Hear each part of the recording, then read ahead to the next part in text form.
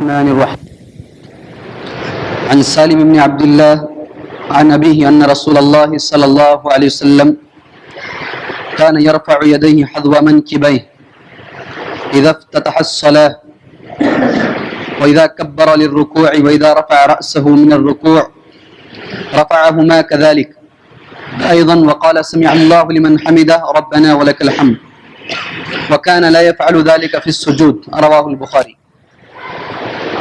حضرت عبداللہ بن سالم بن عبداللہ رضی اللہ تعالیٰ روایت کرتے ہیں اپنے باپ سے کہ بے شک نبی کریم صلی اللہ علیہ وسلم نماز شروع کرتے وقت، رکوع کے لیے تکبیر کہتے وقت اور رکوع سے سر اٹھاتے وقت دونوں ہاتھ کندھوں کے برابر اٹھاتے تھے اور سجدوں میں ایسا نہیں کرتے تھے. اس حدیث کو امام بخاری رحمۃ اللہ علیہ نے روایت کیا ہے. حاضرین، جسے آپ جانتے ہیں الحمدللہ اس سے پہلے نیت کے تعلق سے کچھ باتیں آپ کے سامنے بیان کی جا چکی ہیں کہ نماز سے پہلے نیت، اس کا کیا تعلق ہے، اس کی کیا حیثیت ہے نماز میں، اور نیت کیسے باندھنی چاہیے. ایک سوال میں نے آپ لوگوں سے کیا تھا کہ نماز کے شرائط اور نماز کے ارکان کتنے ہیں، نماز کے کتنے شرائط ہیں اور نماز کے کتنے ارکان ہیں. ایک سوال میرا تھا آپ لوگوں سے. امید کرتا ہوں کہ شاید آپ لوگ اس کے بارے میں غور و فکر کر کر دیکھ کر آئے ہوں گے.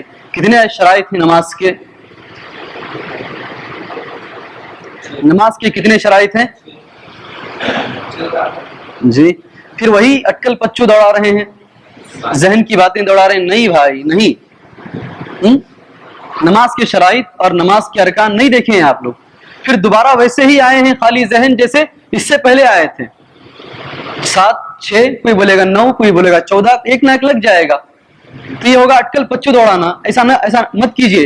دین اسلام کے بارے میں کوئی بھی بات کہنے سے پہلے یہ سوچ لیں. اللہ کے نبی صلی اللہ علیہ وسلم نے فرمایا ہے من قال، جس نے میرے بارے میں علیہ کذبا، جس نے میرے خلاف جھوٹ بات کہی، فلیتبوأ مقعدہ فی النار، بس چاہیے کہ وہ جہنم کے اندر اپنا ٹھکانہ بنا لے. کوئی ساتھ بولے اپنی طرف سے جھوٹ نکل جائے.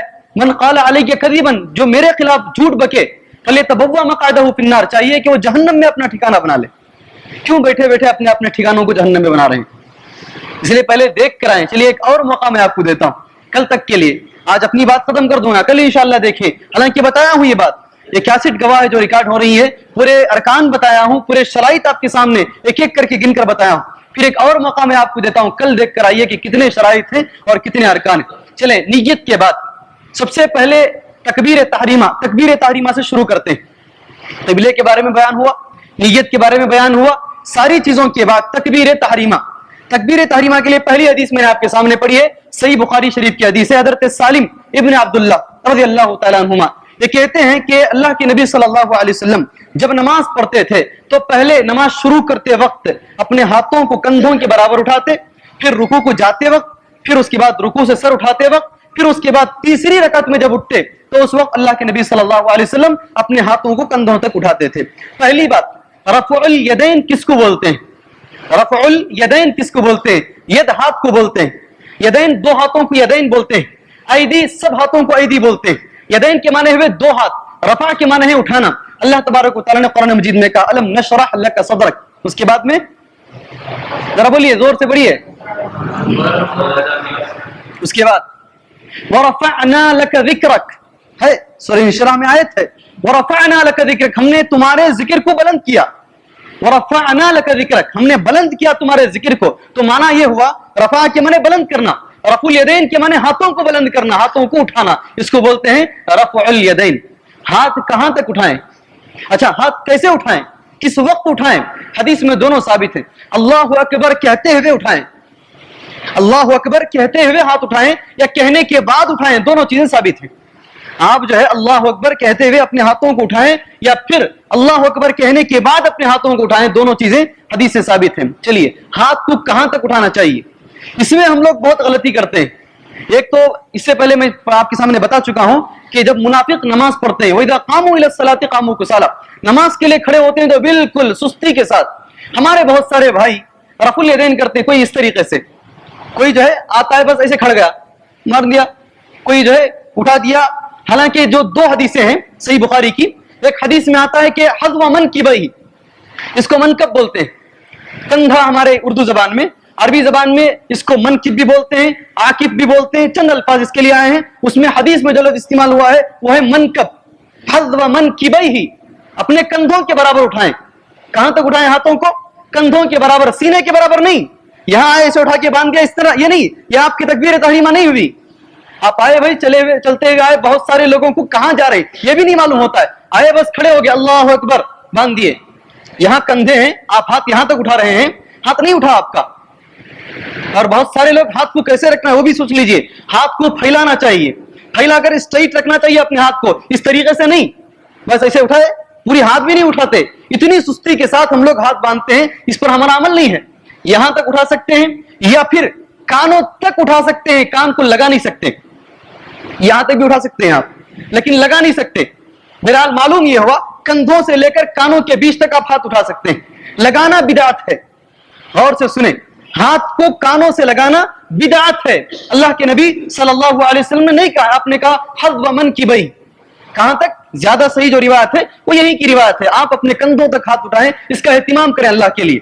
अपने हाथों को सीनों तक नहीं, अपने हाथों को कंधों तक उठाने की कोशिश करें। जब नमाज पढ़ रहे हैं, अल्लाह के लिए नमाज पढ़ रहे हैं, तो पूरी तरीके से इत्मीनान के साथ सल्लू कमा रअयतुमूनी उसल्ली, नमाज वैसे पढ़ो जैसे मुझे पढ़ते हुए देख रहे हो।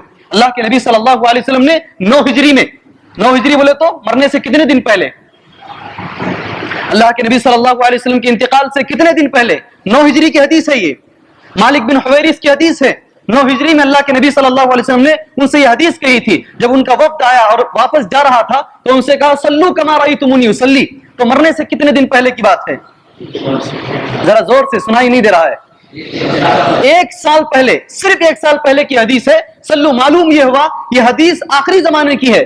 सल्लू कमा रअयतुमूनी उसल्ली, मैं जैसे नमाज पढ़ रहा हूं वैसा नमाज पढ़ने की तुम कोशिश करो। नमाज पढ़ो, कोशिश नहीं, नमाज पढ़ो उसी तरीके से। सल्लू कमा रअयतुमूनी, कहां तक हाथ उठाना चाहिए?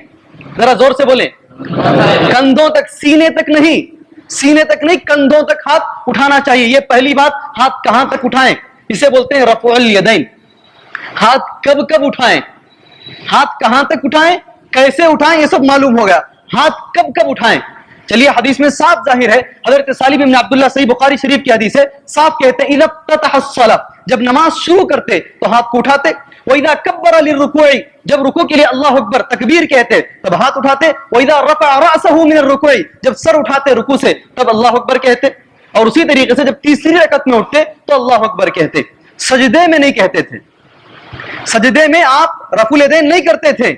जो हजरात सजदे में करने की कोशिश करते हैं वो हदीस के खिलाफ करते हैं। जो हजरात, हालांकि एक हदीस है इज़ा इनख़फ़ज़ा व इज़ा रफ़अ, जब कभी उठते जब कभी झुकते तो रफ़ुल यदैन करते बोलकर, लेकिन ये हदीस जो सही बुखारी के अंदर है, ये हदीस वाज़ेह कर देती है कि सजदों के अंदर रफ़ुल यदैन करना साबित नहीं है नबी करीम सल्लल्लाहु अलैहि वसल्लम से। ये तो मालूम हुआ। चलिए, कुछ लोग हैं जो रफ़ुल यदैन को रुकू को जाते वक्त, रुकू से उठते वक्त 2 रकतों में रफ़ुल यदैन को साबित नहीं है बोलकर बोलते हैं। चले, उनके क्या दलाइल हैं, उन दलाइल के बारे में पहले सोच लेंगे, उनके क्या दलाइल हैं, उसके बाद में उनका जवाब क्या है इंशाअल्लाह मैं आपके सामने बयान करूंगा। शायद वक्त हो गया, आज सिर्फ एक दलील बोलूंगा, उनके 5 दलाइल।